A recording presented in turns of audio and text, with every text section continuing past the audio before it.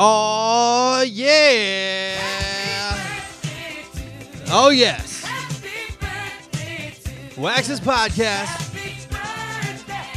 episode 135. Sing it, Steve. That's right, folks. Yes, that's right. That's right. Reporting to you live and direct from Sherman Oaks, California on the lovely date of April 5th. It is my motherfucking birthday. Sound the alarm, sound the applause, clap your hands, stomp your feet, snap your fingers.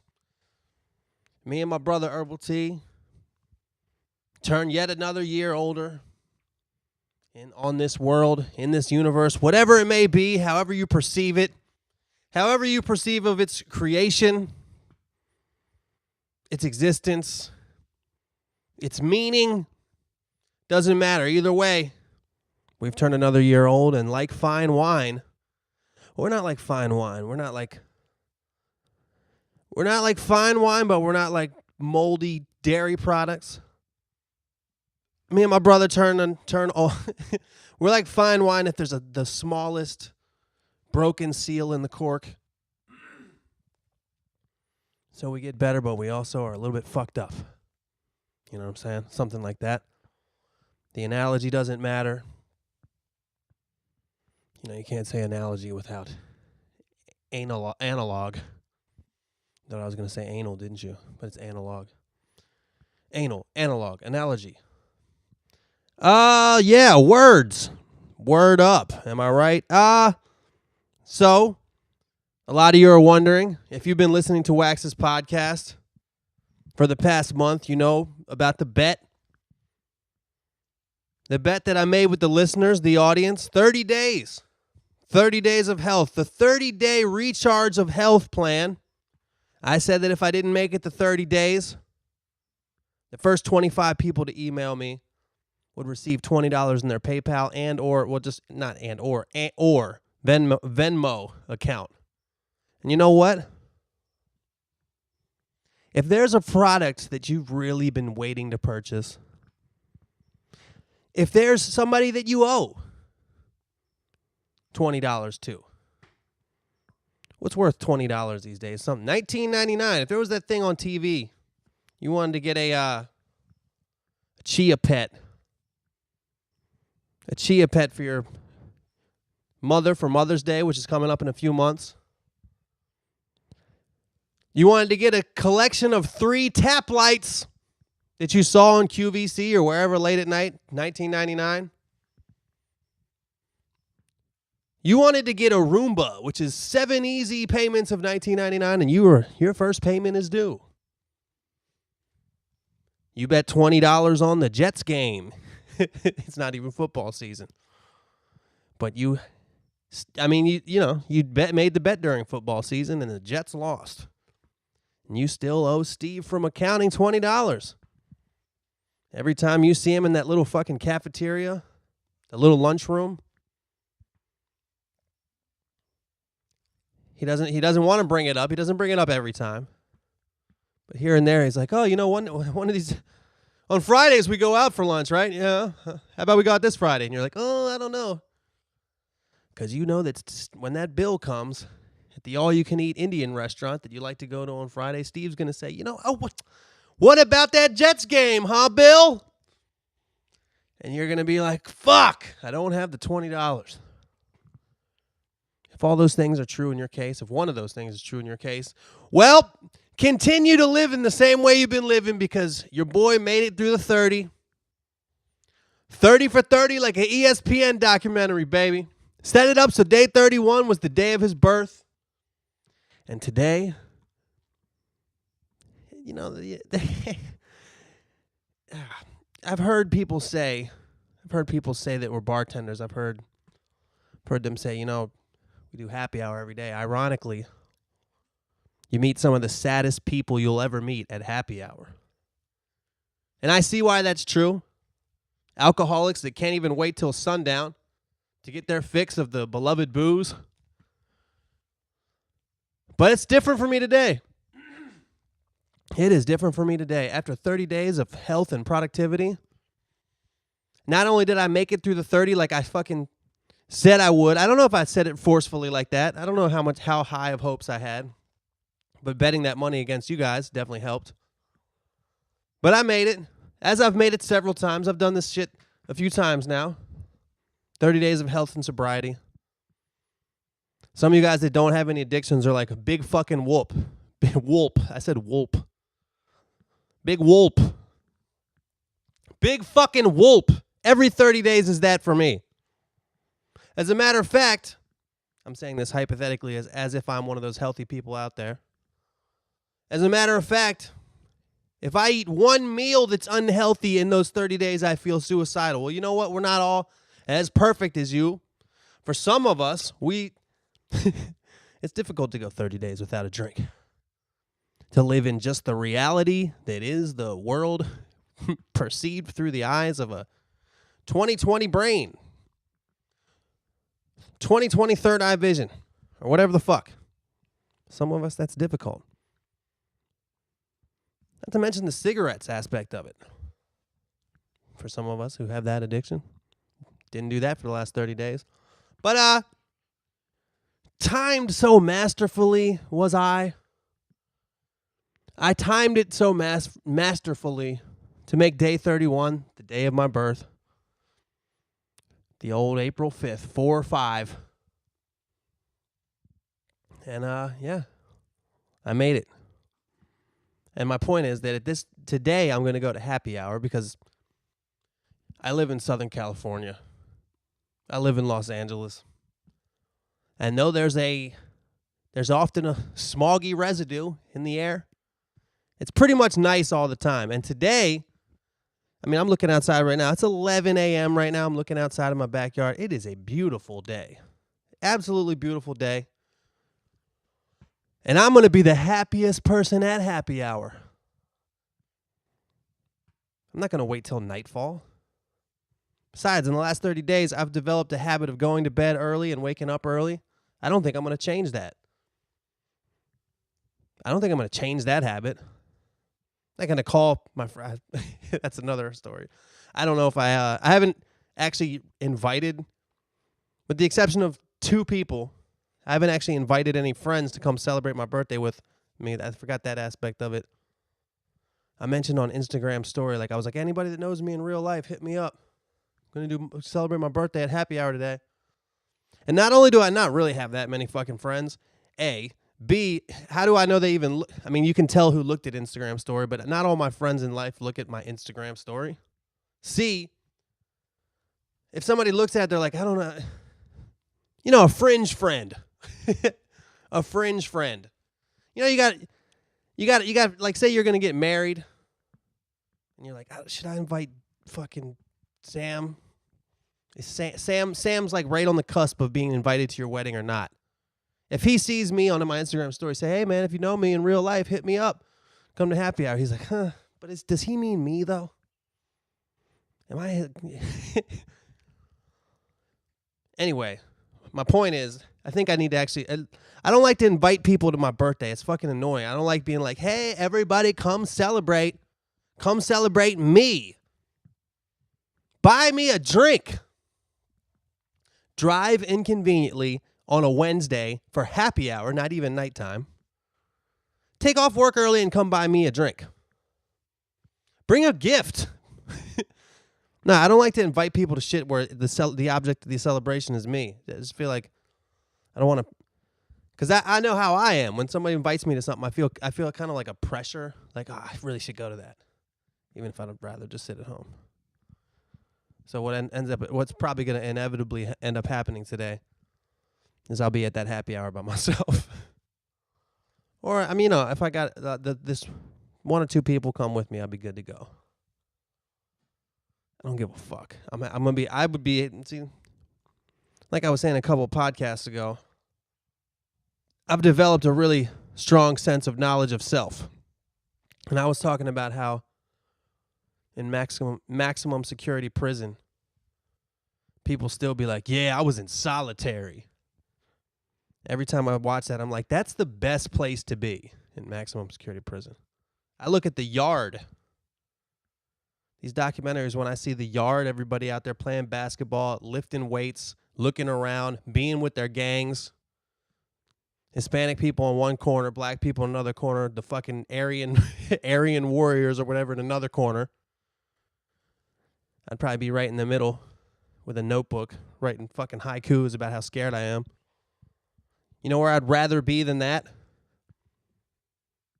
I'd way rather be in solitary confinement, meditating, or like if they gave me a fucking pencil or a guitar or something. They talk about solitary confinement like it's so bad. I would way rather be alone in a cage than be getting potentially raped or stabbed. How the fuck am I talking about that on my birthday? How's that relate to happy hour? It means somehow it means that if I'm drinking by myself at the bar, I can still be happy and content. I mean, Jesus Christ, if I have a smartphone, I have all the information in the world at my fingertips. All the entertainment in the world at my fingertips. Bartender comes up, "Hey, how you doing, Lou?" Go away, man. This isn't the 40s. I don't need you. I got my phone.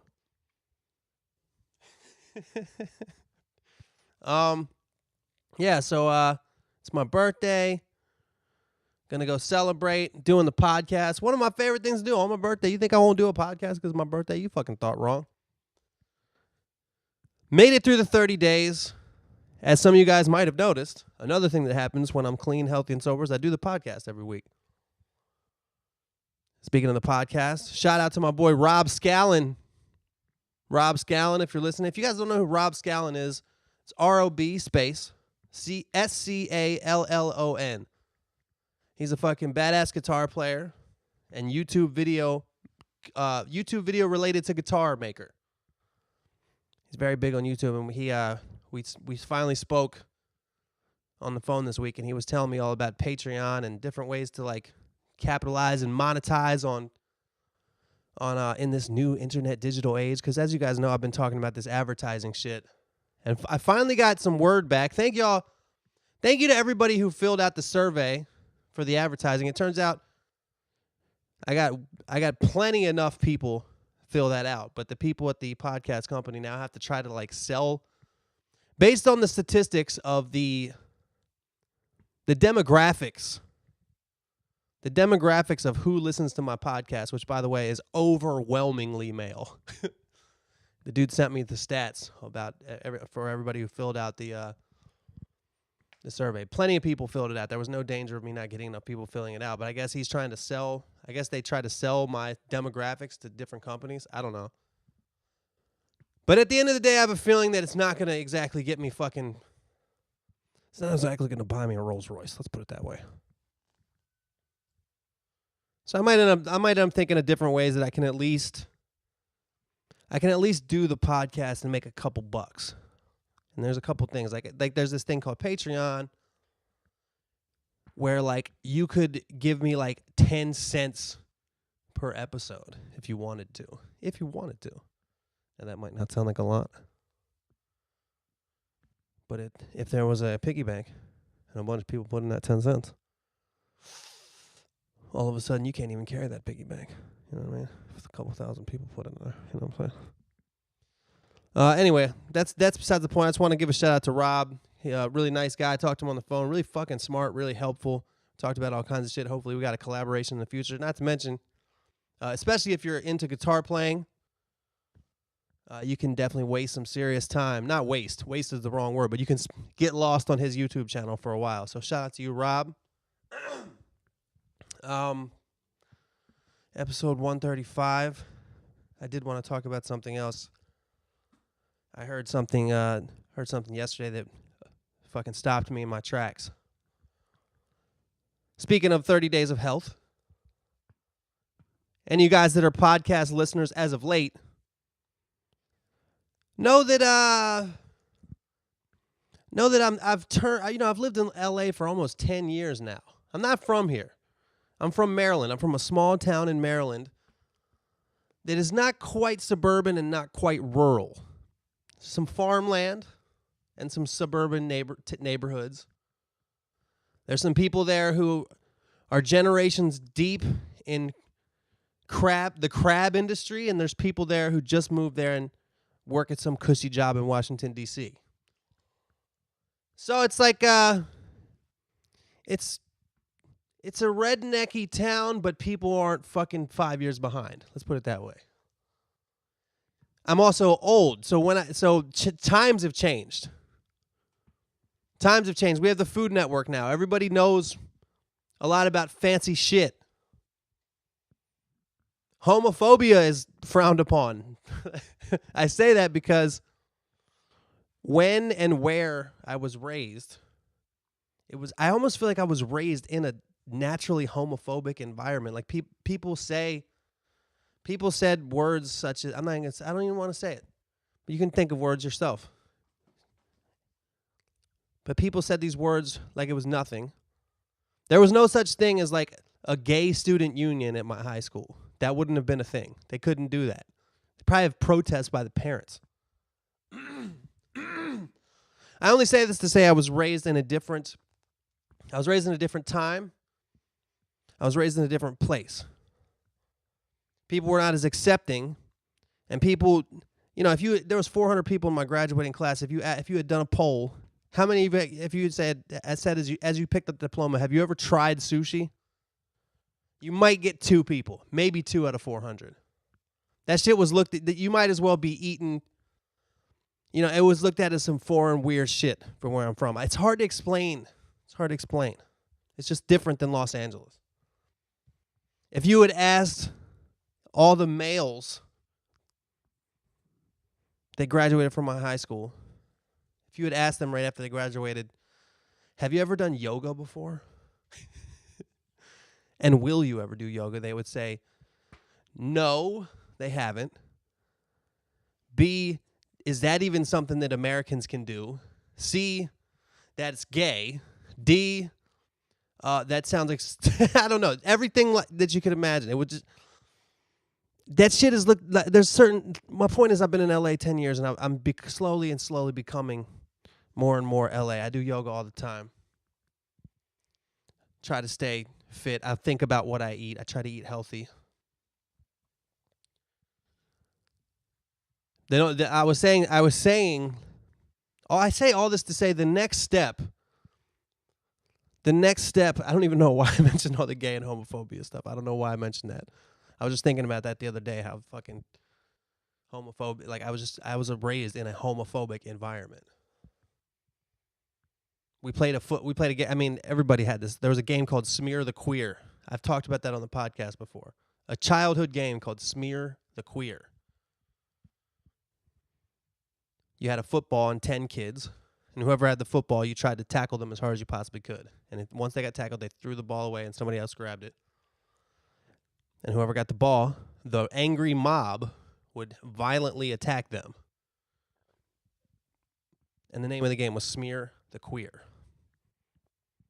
And you would tell, somebody's dad would be like, where you going, son? Oh, we're going to go play Smear the Queer. Oh, okay, cool. Make sure you're like not too close to the road. I never thought that there was anything wrong with that. I don't even know if I knew what the word queer was really meant. And maybe the game is so old that when it was invented, the word queer actually meant like strange. That's odd. That's strange. That's queer, because that's what the word queer actually initially meant.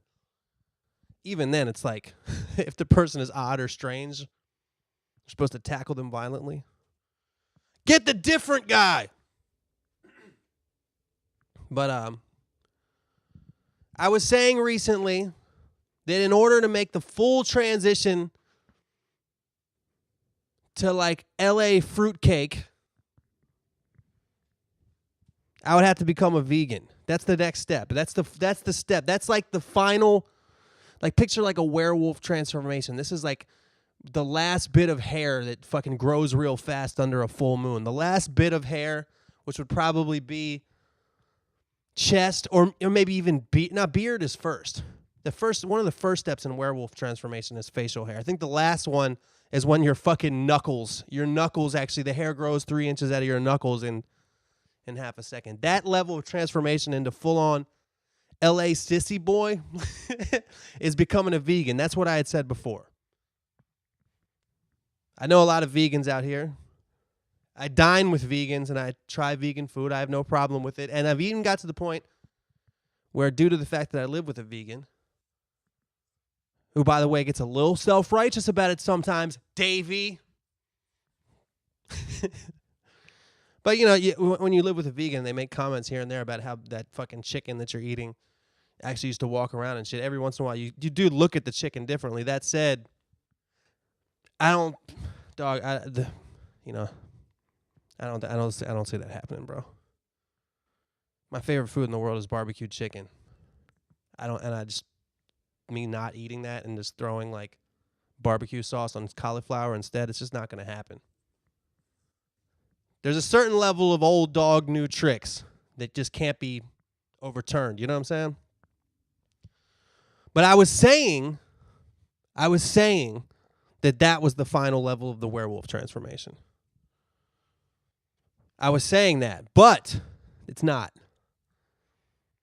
It's not, because I discovered something the other day that was a step beyond that.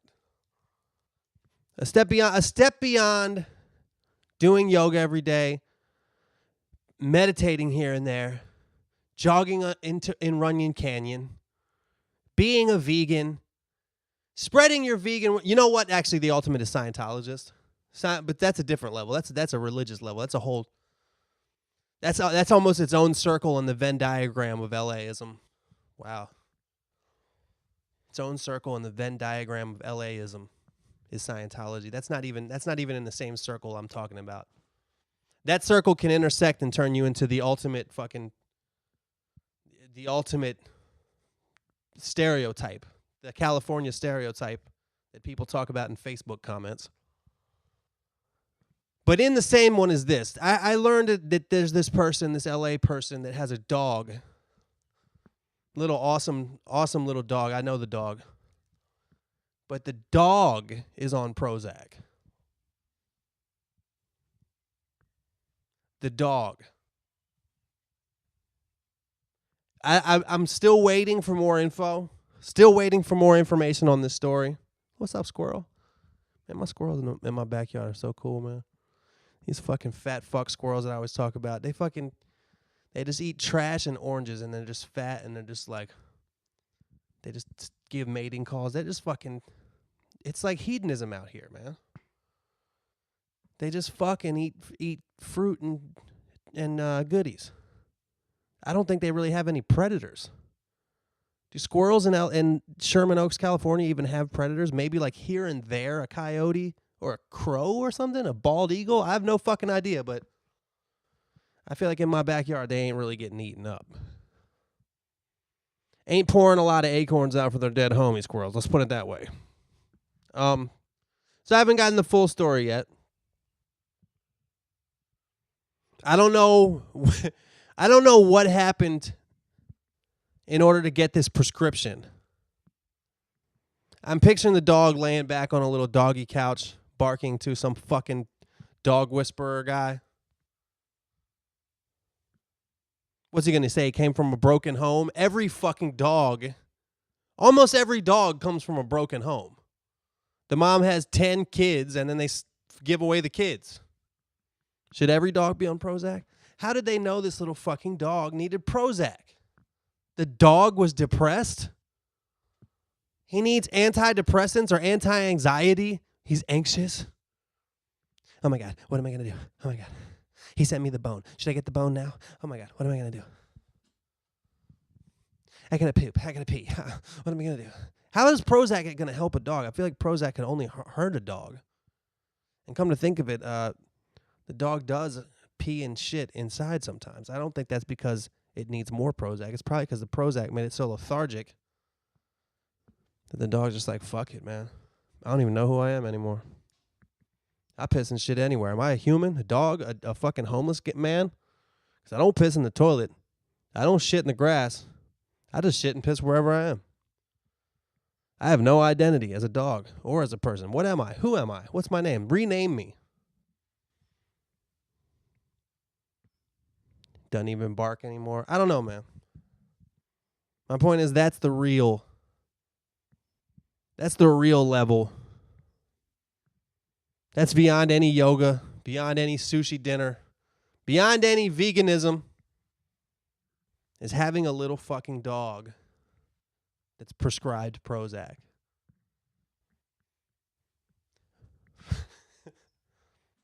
Fucking putting those Vittles and Alpo or whatever in his bowl, and you got to put a little antidepressant pill in there.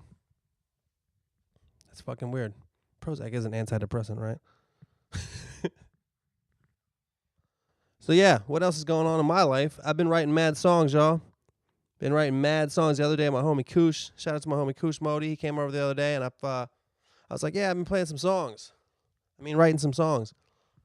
And then when he was like, yo, let me hear some, and I started playing them, I realized, like, holy shit, I've been writing a lot of fucking songs. I did like a little goddamn concert.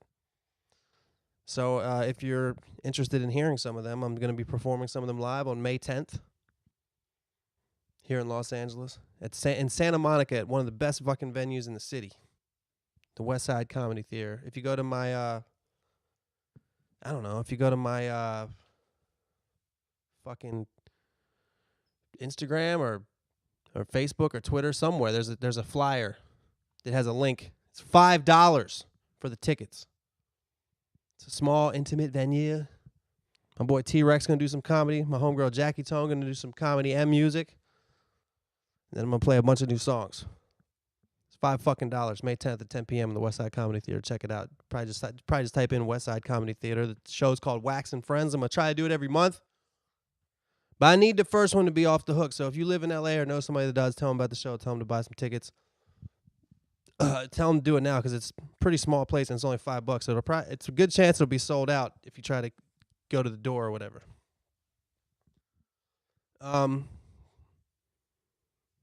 Yeah. Let's do some shout-outs and questions. Let's run that shit back. Hey!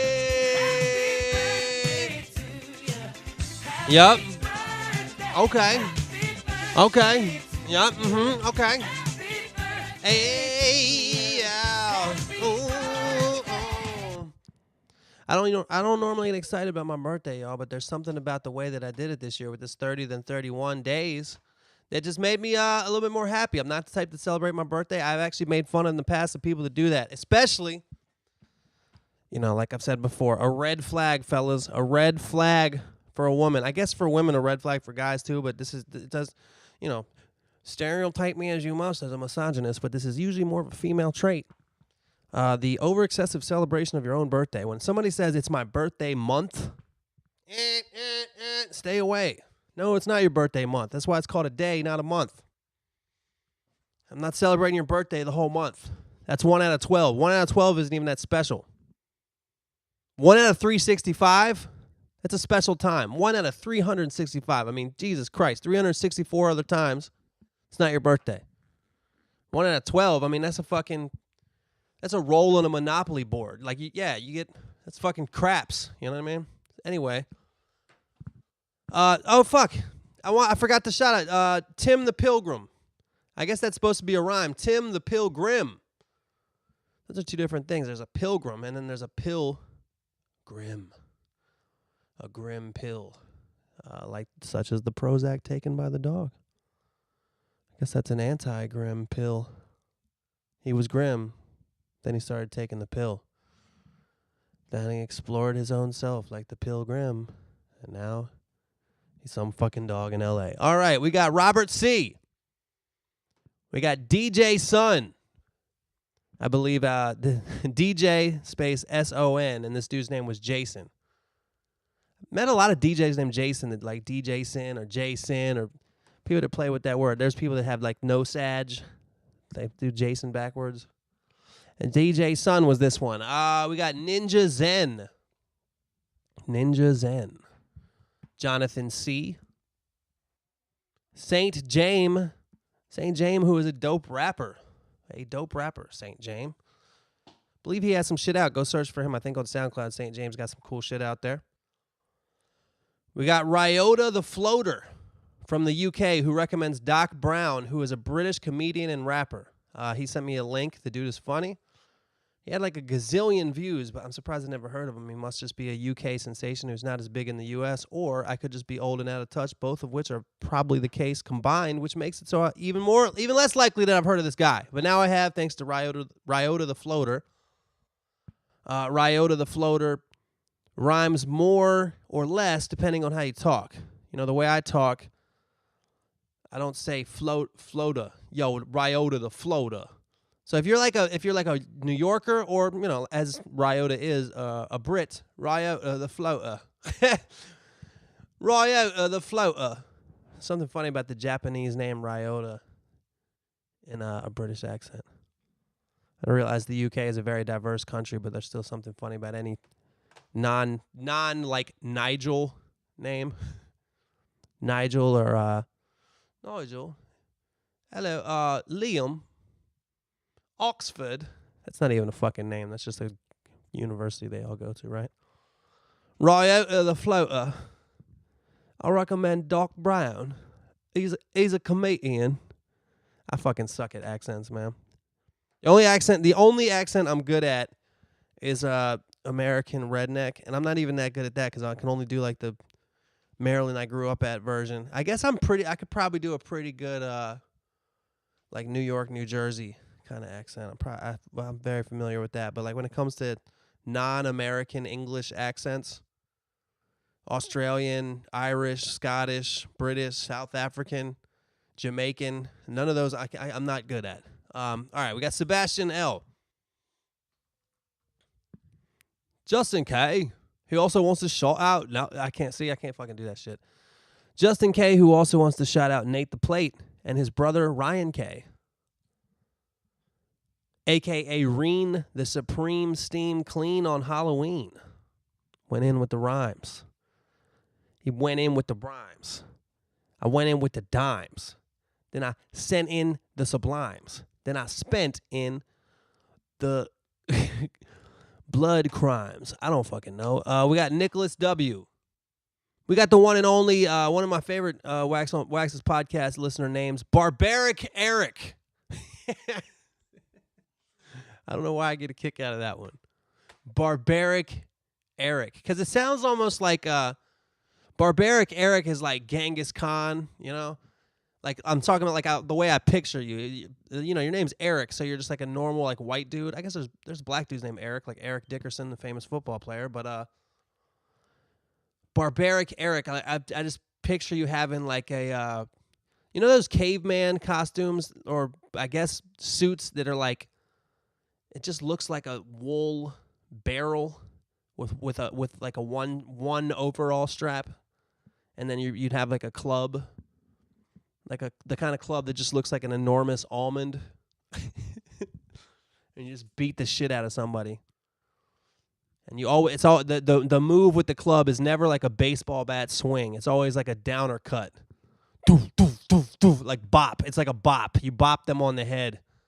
Like you're fucking playing whack-a-mole. Barbaric Eric. All right, we got Jesse W. Trevor R. Jacob M. in Canada. Excuse me. Rick James. We got Tara M. We got Rob with a job. Rob with a job, which is another one I really like. Ed from Chicago, the one and only, who's also about to be celebrating a birthday. Happy early birthday to you, Ed. We got Dylan, Tyler, and Connor. That's Dylan, Tyler, and Connor. Those dudes are from Ireland, and we've talked about them in the last few podcasts, and somehow, I guess a trend amongst kids in Ireland is to talk with an American accent, which I find funny, especially because their names are all stereotypical California names. Those names would actually be said, you know, the way you recognize somebody from, not from California, but the way you specifically recognize somebody from Orange County in California. Shout out to Alex and Jeff, Day F, if they're listening. The way you specifically spot people such as them. First of all, the way they say mom and dad. They say, my mom and my dad. My dad and my mom. My mom and my dad. So rad. So rad. My mom and my dad. My dad and my mom. But the way that you spot the Orange Countyans is an inflection thing rather than an accent thing. It's the fact that almost everything they say is a question. Dylan, Connor, Tyler, my mom, my dad. So rad. My mom, my dad. Tyler, Dylan. Okay, Richard S. Matthew B. We got Andrew L. Mark from Kingston. Rain, R-E-I-N. That's Rain. Isn't that the name of the guy, the actor who plays Dwight on The Office? Isn't his name Rain? Is that true? Is that fucking true? Rain. I fucking know his name. Almost positive it's Rain. Type in Rain. The first thing Google gives me is reindeer, Reinhardt, reincarnation, Reince Priebus, and reindeer names. Thought his name was fucking Rain. Dwight Schrute. What the fuck was that guy's name? Dwight Schrute. Oh, it's different spelling. It is Rainn Wilson, R-A-I-N-N. He must have had hippie parents, right? He must have hippie parents to be named that. Now I'm looking at digression session with Wax. How'd I go from doing questions and shout-outs to trying to figure out if Rainn Wilson's parents were hippies? And I'm wondering, is his Wikipedia? Damn, he's got a horrible-looking picture. He looks like Elgin Park, the guitar player from the Grey Boy All-Stars, if he was an alcoholic. That's a nice reference. If you don't know, the Grey Boy All-Stars are one of the best bands of all time. Is going to be like, by the way, his parents were hippies. That's why they named him Rain with 2 N's. But he was born in Seattle. And he was raised in Seattle. Which makes me think maybe his parents were hippies. I don't know. That used to be a thing. Hippie parents would be like River. My daughter's name is Sunshine. My son's name is River. That was that family back in the day, River Phoenix and Leaf Phoenix. I make a lot of old references these days that nobody understands. The other day I was shooting a video. Oh my God, by the way, God, I'm fucking digressing my ass off today, but this video that I shot the other day I think is going to turn out pretty fucking awesome, man. The side project that me and my boy Davey have of 80s music called Caviar, which is fucking tight.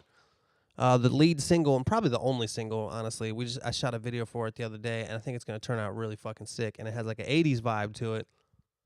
And the main girl in the video was getting her hair done by the hair and makeup person. And she was doing something. I was like, oh, yeah, but, in my day, girls used to do their hair like that. And everybody in the room looked at me like, in your day, like, how fucking old are you, dude? You realize quick that you're like, oh, shit, you guys are 10 years younger than me. This stuff that was in my childhood is, to you, stuff that you saw from yesteryear on TV. It's like disco was to me, like platform. Like when I was growing up, the idea of like platform shoes and bell bottoms. That's the way they look at stuff that I lived through. Shout out to my boy T-Rex, who's that much older than me and probably feels the same way about that. That motherfucker ain't listening to my podcast. Okay, where were we at? Rain. How did I get there from talking about rain? Troy from Texas. And we got Josh T. All right, this is from Adam C. Yo, Wax. Now that I know Killing Me Inside, that's a song title of mine. Now that I know Killing Me Inside is about cigarettes. Every time I smoke a cig, that shit starts up in my head. LOL. Keep up with the good work, man. Well, that's both a good and bad thing, Adam T. Because hopefully that'll inspire you to quit. It's very hard to quit smoking. As a man who's done it so many times. I guess unsuccessfully so many times because, I'm 30 days in right now. 31. And I'm going to try to keep that going. even if I do get back on the booze here and there. I feel like I'm at a good place, man. I feel like I'm in a good place with self-control and in general happiness. I think the way to do everything is in moderation, as they say, and for me, the way I have to be moderate has to be long term. Because I have an addictive personality thing, y'all. If you haven't figured that fucking out yet, I have an off and on switch, man. I'm either all the way in or I'm all the way out, and I think what makes me happiest is like self-control for a while, then let loose. Self-control for a while, then let loose. I think that's the way I'm happiest and most productive. Because a little bit of rage is good for music and productivity and music is supposed to be fun and party driven, That shit's good for it. But self-reflection and health and pondering and waking up early is also very good for productivity. That my favorite thing about not drinking alcohol is that I wake up early and I feel much more fresh when I wake up. Like, this week, like there was one day that it was 10 a.m. and I was like, I've already been grocery shopping. I already wrote a song. I already fucking cleaned my room. Like it's 10 a.m. In my normal days of 5 years ago, I wouldn't be awake for another 3 hours. All right. So thanks, Adam T. Good luck getting rid of them smokes, or just keep on smoking them if you got them. I don't fucking know. Some people don't give a shit. Some people will be on their deathbed with lung cancer, be like, you know what? I enjoyed that shit. And who am I to tell you how to live your life? All right, we got this one's from Michael T. What's up, Wax? It's Mike T, the former security guard. First off, props to you for actually playing the jingle I made on the podcast. That shit was horrible, and you had to listen to it twice.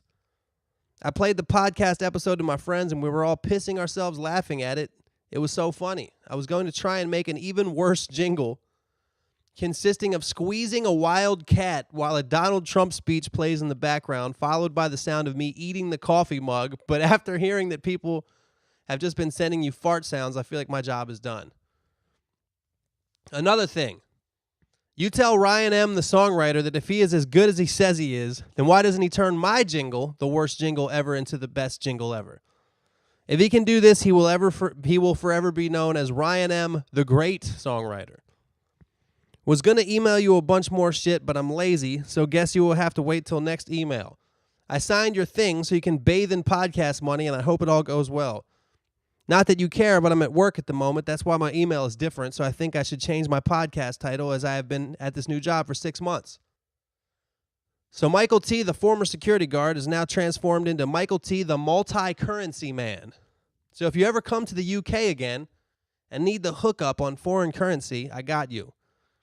Anyway, apologize for the long email. Hope you're enjoying your yoga and healthy shit. Looking forward to the next podcast episode.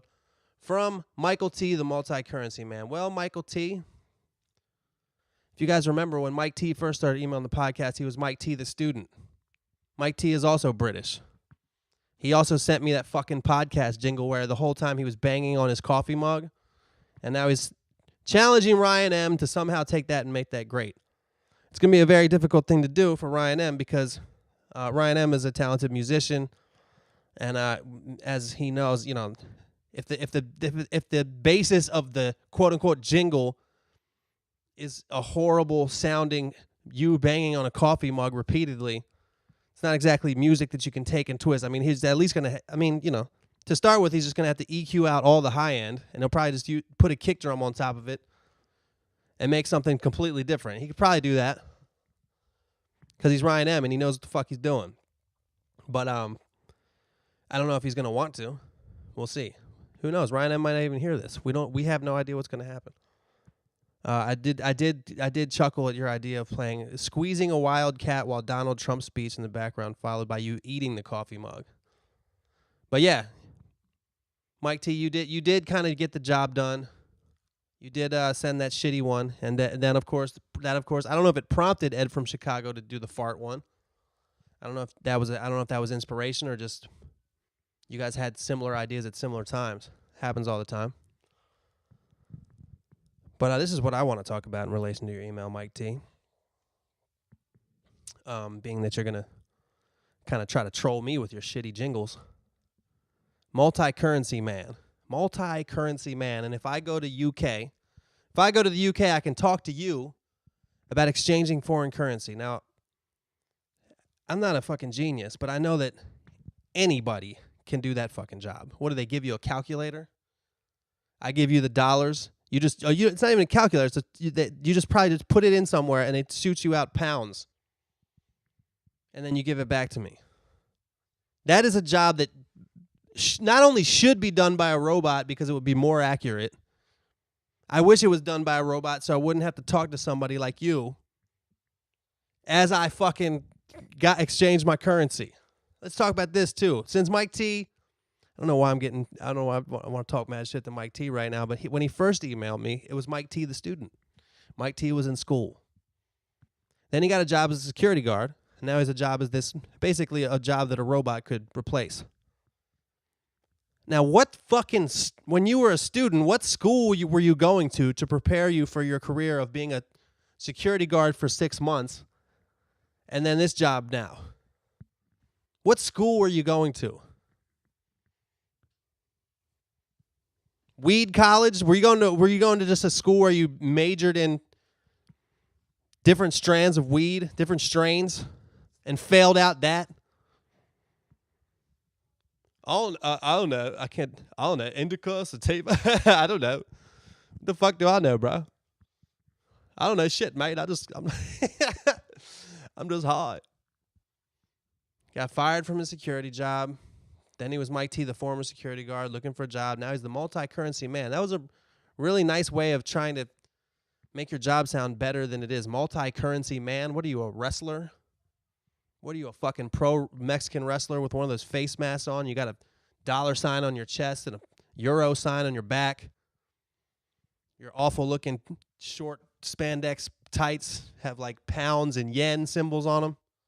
Multi-currency man.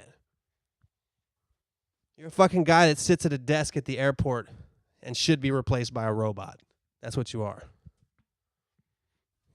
You shouldn't even have man at the end of that title. It should be multi-currency, should be a robot, but is a man because we're 1 fucking year away from that technology. So you have a job for now. That's what it should be. That's what your job title should be.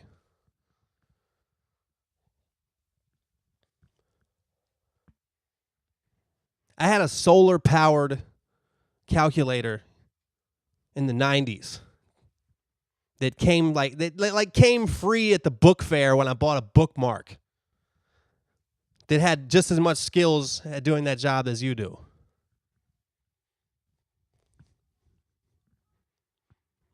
If you ask me, you should go back to being a security guard. I want to hear the story about why aren't you a security guard anymore. I guarantee it had something to do with you falling asleep. I don't know exactly what happened. I don't know the details of the firing because I know you got fired. You didn't quit. And I just know it had something to do with you falling asleep.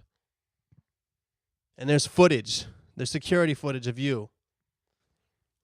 The way that they found out is because you fell asleep and you accidentally had your head fall asleep on the keyboard.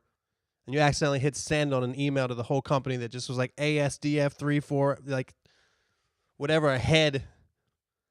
Your head was resting on the middle of the keyboard, so it was like YTGHBVN for like a fucking 10 pages. And then you snored and like leaned to the right and the side of your fucking skull hit return. And you sent that to the entire company like, what? Oh, fuck, I hope he's all right. Then they looked at the security camera like, oh, he's just asleep. Mike T is asleep again. All right. All right. Hey, Wax, it's West. I wrote you before about how you inspired me to start working out more and lose weight. I've lost nearly 40 pounds since August. Congratulations, West. I have a couple questions. Ooh, this goes from awesome to weird. I've fallen in love with my best friend, and she clearly doesn't feel the same way. I was wondering if you had any advice for getting over her. Also, I want to learn to play guitar. Do you have any tips? Talk about a fucking short email that went 3 different ways. First of all, West, you've lost 40 pounds since August. And congratulations on that, man. That's awesome. Then rate it instantly. I've fallen in love with my best friend. She clearly doesn't feel the same way. Can you give me some advice? And then right at the end, you tag on, oh, yeah, I want to learn to play guitar. Any tips? Let's start at the end. Any tips on learning how to play guitar? Sure. I would say start with the basics, man. Start like in whatever guitar you got. I'd recommend starting with an acoustic because it's a little bit harder to play. It's good to get your finger strength right on acoustic. If you like some electric guitars are so easy to press down on the strings, and if you try to move to acoustic from there, I started on like a classical guitar with nylon strings that were like fucking half an inch off the fret. It was really hard for my little 6th grade fingers to fucking make bar chords and shit. I almost quit. But I didn't, thanks to my dad. Thanks to Fred Jones and Jim Wood, who was my guitar teacher at the time. They pushed me in the direction that I'm glad they did. Yeah, so get an acoustic guitar or learn on an acoustic guitar and learn all the basic chords, learn all the open chords. And once you know all the chords, play some songs and switch. Just get down switching back and forth in between the chords, you know? At that point, I'd recommend learning like a couple scales, pentatonic scale. Maybe learn how to jam with somebody with the blues, you know what I mean? And also I'd recommend finding like, if not a teacher that you pay to give you lessons, at least a homie who's good at guitar that can show you some stuff. I think it's valuable to learn stuff from other people, and I think you know it's good to have those people be your friend or somebody that's there sitting next to you. Like, you know, the second best thing is YouTube, which is a fucking amazing tool, but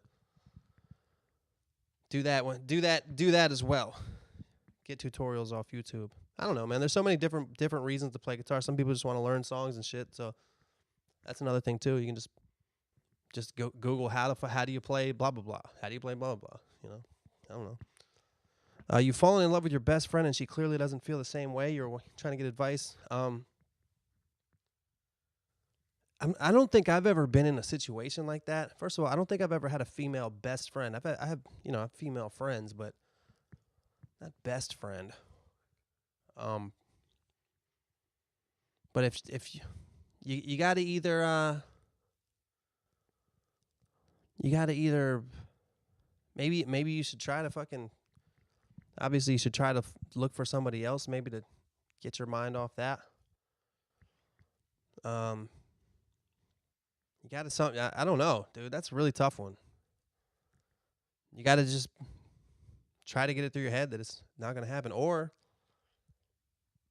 maybe you should just fucking go for it. And if she doesn't accept you, you know, which one's more important to you, the friendship or the fact that you love her or whatever? You know, which one's more important? Because I don't think those two things can exist at the same time. I think you either got to lose the friendship or try to just be friends. I don't know, man. That's like way above me. That's way above me to even give you advice on that, man. I shouldn't even try. All right, but thanks, West. Congratulations on the weight loss, man. I mean, hopefully, if you keep on going in that direction, maybe you just meet somebody else due to your amazing physique, and you won't have to worry about her, and you can talk to your best friend about the other girl that you love. I don't know. All right, this next one's from Austin. Hey, Wax, it's Austin, the awesome from Chicago. I just realized how in love I am with She Wants Everything from Livin' Foul. That is a song I have off an album. The song is called She Wants Everything. The album is called Livin' Foul. Check it out on Spotify and iTunes. It might be my favorite off the album. Anyways, was just wondering what inspired you to write that song. Was it a real girl or kind of just a fictional character? I'd love to hear more about how that song came about. Thanks, Austin. Well, that song came about. Me and Davey were having my boy Davey Nathan, who I'm sure I've talked about enough on this podcast. Had him on the podcast before. Right now he's in Israel. His hometown of Tel Aviv, Israel, until like mid-April. He's my roommate. He's going to get back then. Until then, I've been shitting on his bed, loyally, jerking off secretly into his pillows. So that when he comes back, he's going to have my shit and cum all over his bed. And when he rolls around, he's going to smell, taste, and I don't know, man. That song started off as like this little jam session we were doing when we kind of were just fucking around. A lot of songs and ideas and things come from come from like, oh, I got a new thing. Like someone would be like, oh, I got a, this, for example, this Caviar, that's the name of our project, is Caviar. The 80s side project. The only reason this ever started is his friend let him borrow a Lindrum. Lindrum is the drum machine that was most commonly used in the 80s, like all a bunch of Prince songs. A lot of the new wave and techno-y shit from the 80s. Hall & Oates and Michael Jackson, and they would program their drums on the Lindrum. And Davey had a real one. So we just kind of were fucking with it, and it evolved into an EP. This time we were just fucking with, he had a vocoder on his computer, and we were just fucking with it, jamming out. We just kind of came up with this little jam, and then it ended up being She Wants Everything, which is, yes, about a real person. It's a girl who, it's kind of like about somebody who wants life to be pleasant and wants to have stuff and have the kind of things in life that make you comfortable, house, car, money, bills paid, all that stuff, but doesn't want to do anything to get them. You know what I mean? Kind of wants them to be provided for her.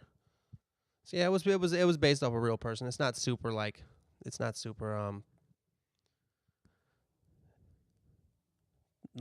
wasn't like, I don't know how to explain what I'm trying to say. It wasn't like kind of like the song and the melody came first, and then you just, sometimes you just start singing, and then you if something in your head about somebody, you'll end up singing about them.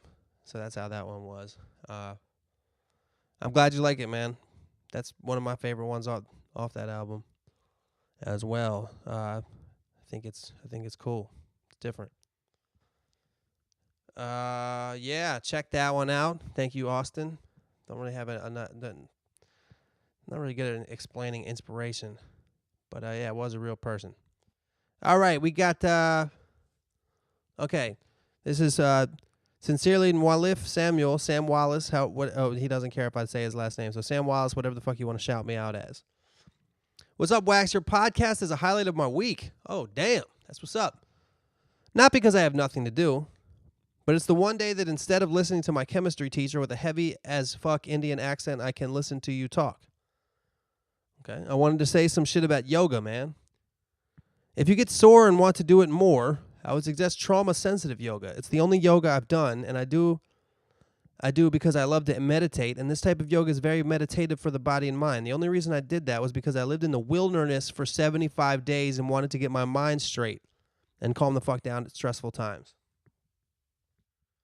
Like when a big-ass deer hauls his fucking ass and grazes your tent, I didn't crash a plane or shit. I just like to backpack. A good experience, but a hungry one. I'm listening to your podcast right now, hoping you talk about the question I had about your political science degree. Might have just made that shit up in my head. I don't know, but wasn't mentioned on the last one. All good though. Keep doing what you're doing. Fucking pumped for the Diamond in the Rough song. God damn, that sample on Chain Reaction sounded godly, and was stuck in my head for weeks. Sorry for the long message. Peace out. Sincerely, Nwalif, Sam Wallace, whatever the fuck you want to shout me out as. I thought that you said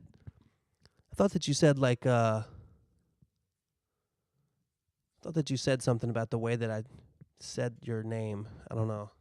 I didn't really understand the way it was. But anyway, first, that song, the Diamond in the Rough song, that a couple people have emailed me about this week.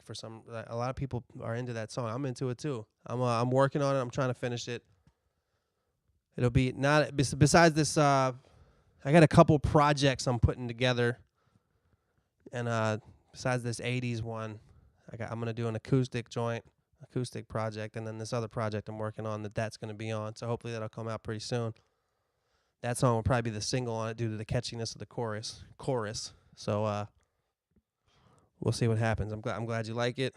And as far as the rest of this email, dude, 75 days living in the wild. That's pretty fucking badass. Like to be out there meditating, to just kind of, I don't know, man. That's fucking sick. I don't really have a lot of commentary on it. I wrote this. I said this email because I wanted to comment about the idea of living in the wild for 75 days. But now that I've gotten to this point in the podcast, maybe it's because I've already talked for so long. Maybe it's because I've rambled for an hour already or whatever. Has it been an hour? It feels like an hour. I don't know. Rambled for... Yeah, holy shit. Whoa. That was almost exact. An hour already. And that was almost at exactly the hour mark. But I don't really have much to say about that. I'm just impressed. 75 days in the wilderness. I guess just backpacking. Yeah, that's not something that I would have the balls to do, I don't think. If I was going to do that, I'd have to be with some people that had done it before and had experience. I'd have to be essentially have a bunch of real security guard type people, not Mike T types.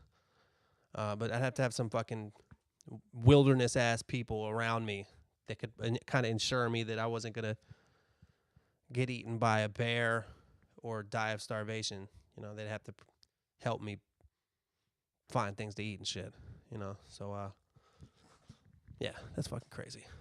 All right, well, not too much to say. That was the last email. And I'm going to go get ready to go to happy hour. And that's about it, man. Stay safe out there. Be safe out there.